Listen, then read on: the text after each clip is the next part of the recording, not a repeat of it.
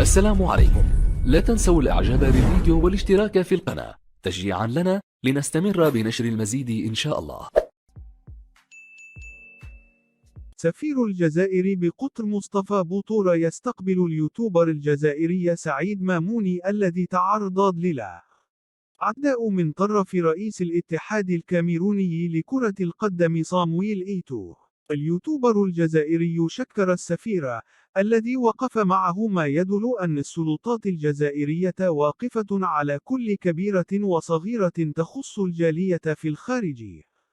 سعيد ماموني أكد أنه لن يتنازل عن قضيته ضد صامويل إيتو، رغم أن هذا الأخير قيم اعتذاراته على ما بدر منه.